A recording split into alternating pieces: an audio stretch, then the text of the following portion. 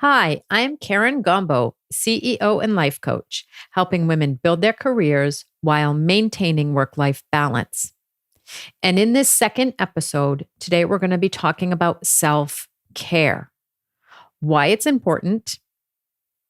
I'm going to tell you a story, and I'm also going to give you some tips on how to tweak your life so that self care becomes a priority. So, first of all, when I'm talking about self care, what I'm talking is about doing something for you ladies, because women always give to others, and often we are the last person that we're taking care of. We're taking care of our children or our husband, or our careers are coming first, or we're involved in school. And often we are personally at the bottom of the list. And this episode today is exactly why you should be putting yourself at the top of your to-do list and at the top of your priority list. Because ladies, you cannot pour from an empty glass. And that's why it is so important to take care of you. And so today I'm hoping to convince you of that and also give you some ideas on how to do so. So if also when we're looking to build our career and we are so occupied in either getting ahead, raising our hand for all of those projects, taking on new responsibilities, but we've also got everything else that's going on in life. So whether that be the husband or the partner or the kids or the dog or a sick parent. And what will eventually happen, and I speak from experience here, is that you can burn out without even knowing it. So burnout is a serious issue. It can affect your relationships. When you are not feeling your best, you cannot give back to others. And I also want you to keep in mind that just work isn't everything. Okay. And it's so important that you also are top priority. So I do want to talk to you about my personal experience and why self-care is so important to my daily routine now. So when I was in my mid 30s and I had young children, I actually, our company had just been bought, and that presented a lot of new opportunities for me. I had a full-time job, but I actually raised my hand to take on another job, which led to a ton of travel.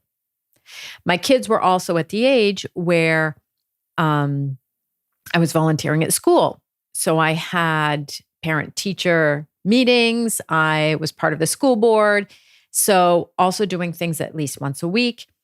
That was also on my plate. So I just kept piling things on my plate. And if I'm the plate, I was getting covered and I would say suffocated by everything that I had been taking on. And I was doing it, yes, because I wanted to, also because I should be doing some things. And it led to a lot of problems. I was clearly not taking care of myself. The problems it led to, first of all, I gained weight. Okay. I was overeating. I was seriously overeating out of stress. I did not know how to manage all of this, whether it be, the mindset part of it or just generally it was too much. So I gained weight. Secondly, I had trouble sleeping. So something, of course, that's our body is also sending us a signal. And then I started having issues with my memory. And that scared me. That really, really scared me because I was about 35 and I'm like, holy cow. I thought I was getting Alzheimer's. I seriously did. Those memory lapses, and I had absolutely no short-term memory. I had to write everything down, and it really, really started to scare me. So I went to the doctor and he said, don't worry, it's not Alzheimer's. It's just a lack of concentration. Your brain is simply all over the place and you can't, or you aren't concentrating on one thing at a time. But still, it really, really scared me. And the third thing that suffered when I was, in the middle of all of this and completely not taking care of me was my relationships. My relationship with my husband was very tense because we either weren't spending time together, or when we were, I was completely stressed and tensed and nippy and just kind of snappy and just not pleasant to be around. And it was the same thing for my kids. I would come home from work. Again, I was stressed. I felt I had to be taking care of them. I had to be doing all the things. And me as a priority, I was way down on the list. So I flirted with burnout, and all of these things, whether it be my relationships, whether it be my memory, whether it be my weight, they were all a wake-up call. And I want the important point here is that I think sometimes we know it, but we don't know where to take action. And not knowing where to take action, just changing one small thing can make such a huge difference.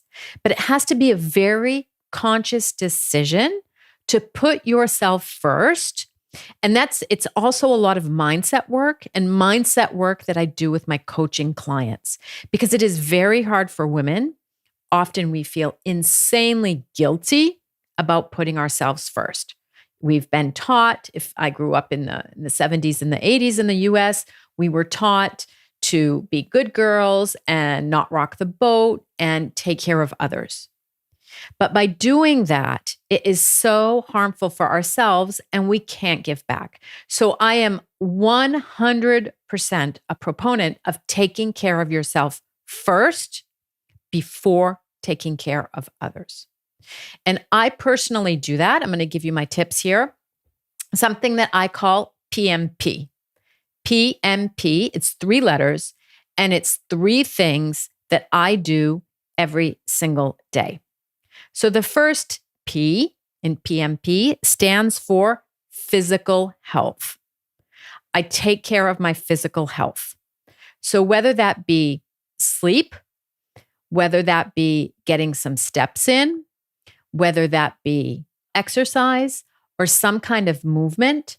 But when it comes to my physical health, moving my body, stretching, maybe doing yoga, getting fresh air, that is today like top priority.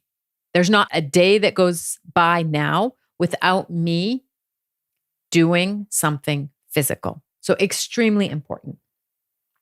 The second thing of PMP, the M, is mental health. And for me, this is just as important as the physical health. So mental health is taking care of your mind, okay? Think about it as, for a while now, we've had personal trainers. We all know what a personal trainer is. They help us with our body, or we go to the gym and they, teach us exercises and give us exercises to build up our strength and our stamina. When it comes to mental health, you can do the exact same thing with your mind. I've done that through coaching, which has been absolutely a lifesaver for me. But there are things also like meditation, extremely important also, or something that works very, very well for a lot of women.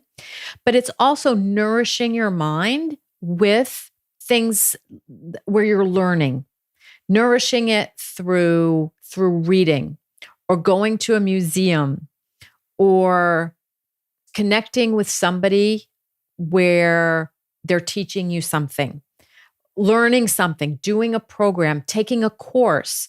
I took Italian. I have a friend who takes, who's doing an art class.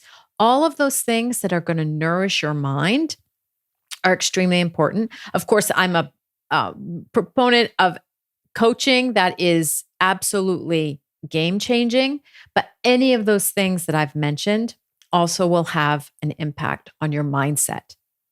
And the third letter, if PMP, stands for, so the P is passion. Ladies, find a hobby.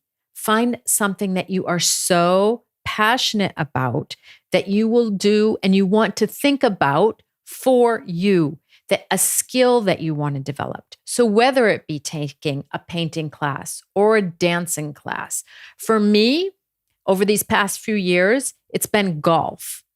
I've discovered the world of golf, and that's all I think about nights and weekends. Where I'm going to play, what tournament can I play in? How can I improve my swing? Finding that passion is going to let you focus on you, your growth, and how you can be learning a new skill. So PMP is something that I do daily or think about daily: physical health, mental health, and a passion.